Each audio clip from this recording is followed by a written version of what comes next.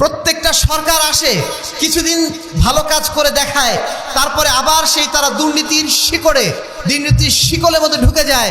তারপরে আস্তে আস্তে তারা স্বৈরতান্ত্রিক হয়ে যায়, সমাজের উপর তারা অত্যাচারী হয়ে যায়, জালেম হয়ে যায়। যে না, এই রাজনীতি না করে এখন আমরা করবোটা কি?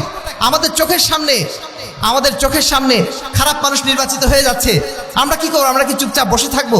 আপোষ যদি আমরা করি প্রচলিত রাজনীতির সাথে, এর ফলাফলটা কি হয়েছে ইতিপূর্বে? বিগত 60 বছরে আমরা দেখেছি বিশ্বের বিভিন্ন দেশে ইসলামী দলগুলো কিছু কিছু সিট পেয়েছে, সংসদে যাওয়ার তারা সুযোগ পেয়েছে, কিন্তু সেখানে তারা ইসলামের একটা বিধানও বাস্তবায়ন করার সুযোগ পায়নি।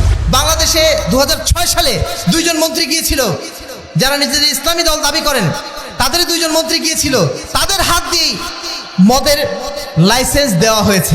আহলে হাদিস আন্দোলন বাংলাদেশ, আসুন পবিত্র কুরআন ও সহিহ হাদিসের আলোকে জীবন গড়ি।